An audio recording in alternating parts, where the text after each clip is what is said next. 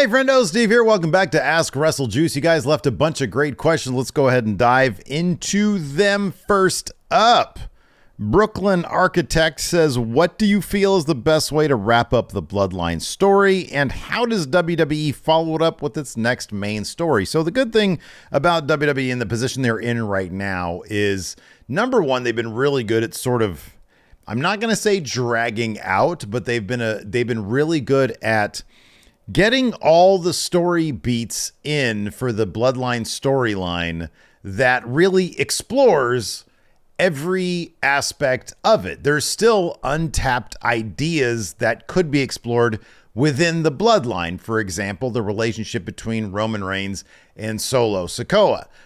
You've got the relationship still between Jay and Jimmy and like the rest of like the Samoan dynasty. How can that all play out? How is Roman Reigns eventually going to lose his title? I'm doing a video coming up very shortly about the popularity of LA Knight, and I use Google Trends to sort of track what his popularity is like. And there was one thing that stood out, and that is Roman Reigns is far and away incredibly popular, or at least he is well known. He trends a lot more than pretty much all the other top names in WWE. So if WWE can somehow convince Roman Reigns to stay within the company in some capacity over the next 5 years, they should at the very least have him to fall back on, kind of like they did with Brock Lesnar all those years. But they are building up names like Cody Rhodes and Seth Rollins and Rhea Ripley and Bianca Belair, so that they have actually got quite a few stars there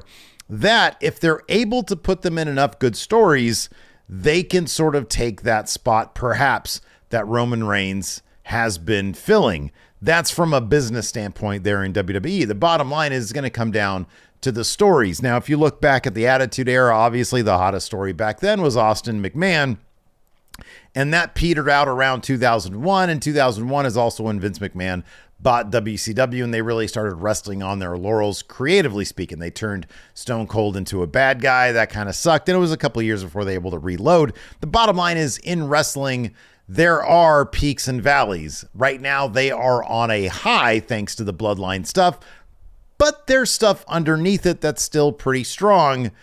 The idea would be take a really, really good story that's been sort of building and turn that into whatever comes after the Bloodline as your A story, as the story that can get a lot of good ratings on SmackDown, et cetera, et cetera.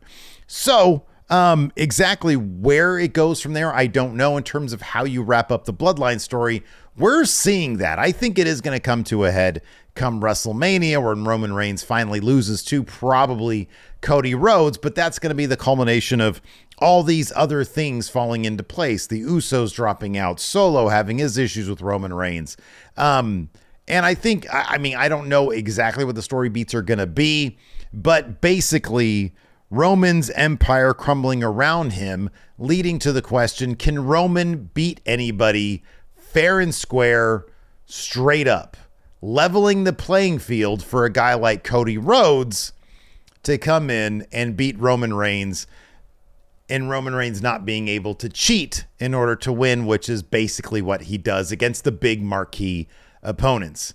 That seems to be where they're going to go with it. I feel like Cody is going to be the next guy. If you look at the merchandise sales alone for Cody Rhodes, they are pretty crazy. He doesn't trend nearly as much as Roman Reigns, but maybe that can turn around if he's really positioned as the top guy in the company. But time will tell as to whether or not they're actually going to put him there.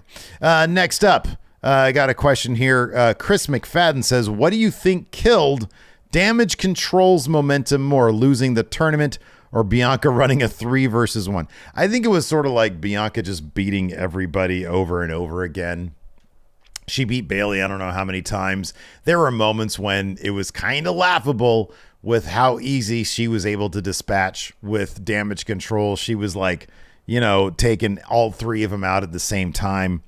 I think that really killed Damage Control. I think Bayley not winning that title from Bianca really kind of hurt them a lot. Static Gorilla says, what do you think about the short hiatuses that WWE wrestlers are having, like Bobby Lashley taking time off or Drew McIntyre. I don't know if those are all for the same reason, if those are all for, hey, I need to rest up, I want to get right. In Drew McIntyre's case, it seems like he wanted good creative before he came back, and so they got him in a thing with Gunther.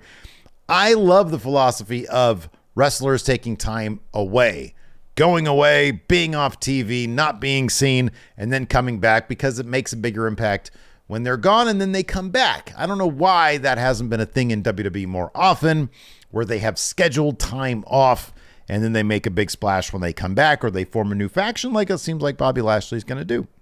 Let's see here. Next up, Cruz Does Stuff says, what's one match that made you decide to be a wrestling fan for so long?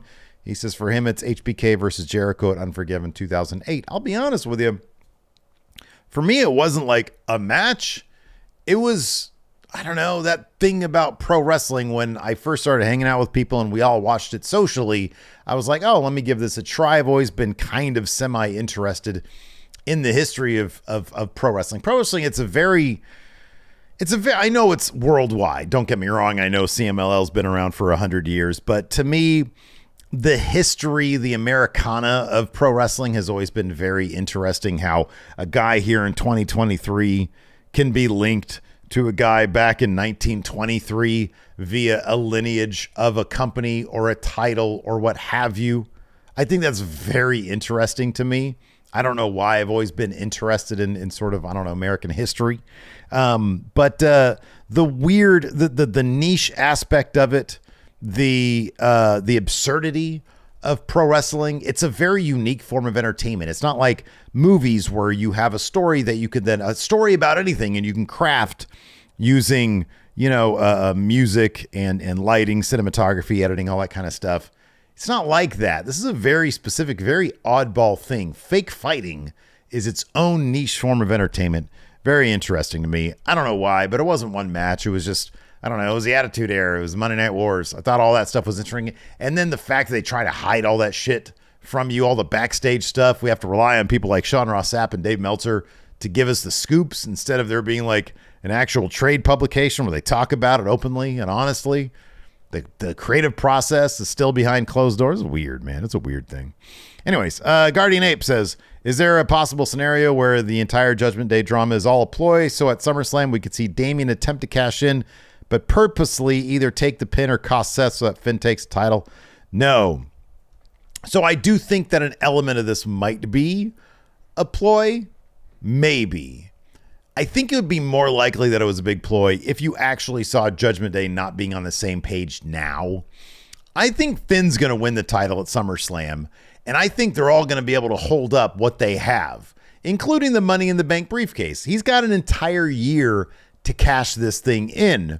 Now, the question is, if Finn Balor keeps this title for an extended period of time, when is Damian Priest going to get impatient and say, enough is enough, I want my shot? That, I think, to me, is the big story that they need to tell.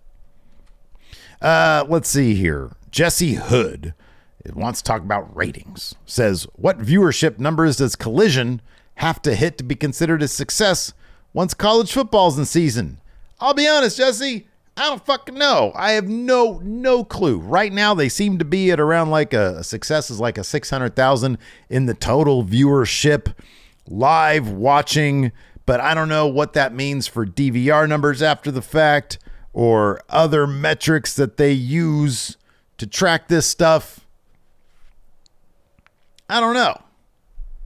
I would assume, all things considered, they'd probably not want it to fall down too far low. Below what number? I don't know. We're going to find out, though. They better load up some of those collisions. Tommy Sheffield says, what do you think will be the main event for All In and All Out for AEW? Plus thoughts on Blood and Guts.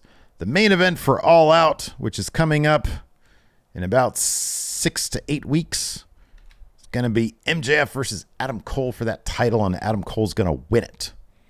For All In, well, hold on a second. Yeah, for All In, I don't know what it's going to be for All In. All In, I don't know. CM Punk versus somebody? I don't know. I honestly don't.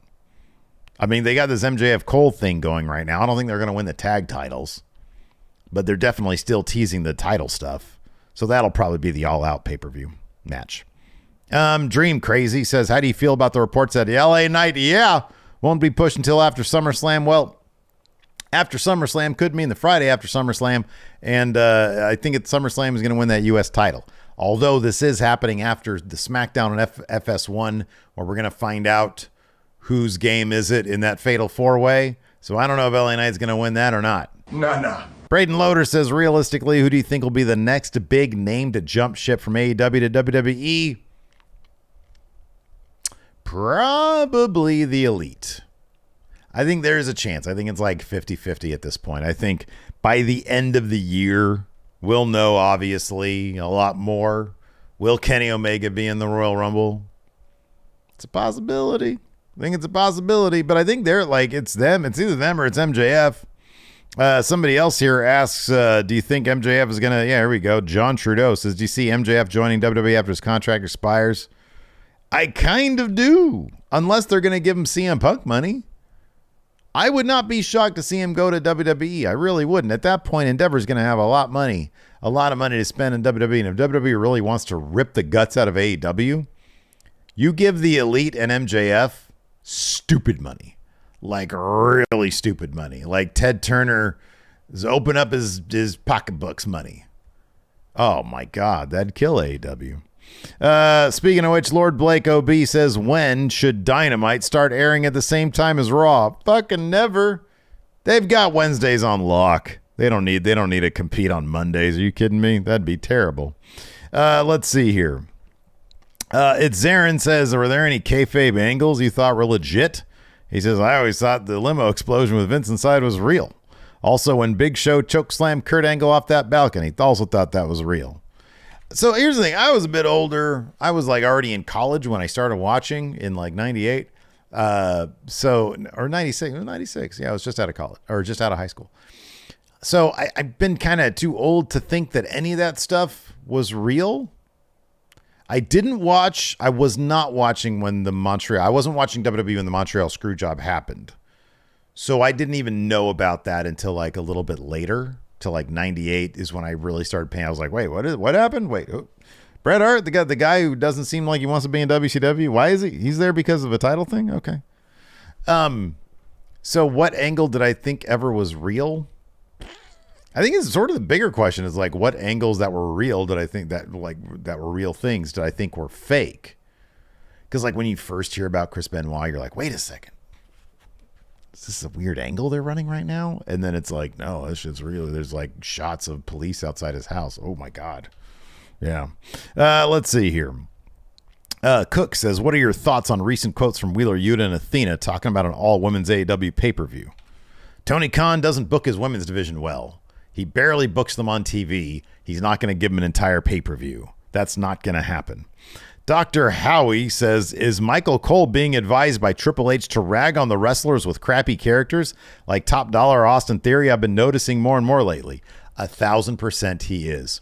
I firmly believe, this is a conspiracy theory, I think there are certain people under Triple H that he feels they need to figure it out. And he gives them adversity. I think that's exactly what WrestleMania 32 was. Triple H versus Roman Reigns. Did I get that WrestleMania right? I think I did. Triple H versus Roman Reigns, where basically Triple H kept on crotch chopping Roman Reigns, trying to get the crowd on his side so Roman Reigns would have to figure out how to get them back.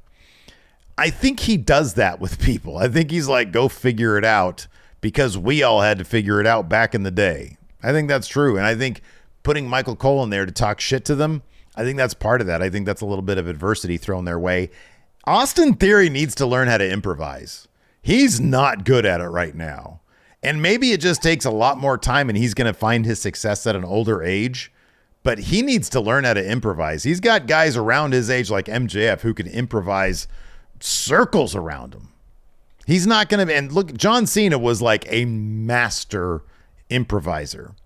If Austin Theory expects to be at that level, he needs to learn how to roll with it and fire back. Are you kidding me? Absolutely. And I think this is Triple H. I absolutely do think it is. Johnny Burney says, do you think Orange Cassidy's long dominant title run should have been with the TNT title instead?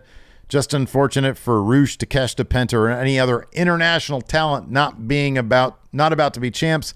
and use international title, it doesn't matter. A title's a title. They can call it international. Orange Cassidy's not an international champion. It doesn't matter. It's just a title. Those guys, if Tony Khan wanted to book them to win the TNT title or the AEW World title, he would do that. None of that shit matters. It's just Tony Khan's booking. They will end on this one. Jeremiah asks, why do male wrestlers with long hair always have wet hair? Because they wet it before they come out. Because they think it looks dramatic. Even though it simply looks like they got out of the swimming pool. I think maybe because like their hair, some of their hairs probably get like a little on the poofy side. And they just want it to look a little cooler than that. So they do that. There you go. That's it for Ask WrestleJuice. Let me know what you guys want to do something in the comments below. Check out one of these videos over here. We'll see you guys around.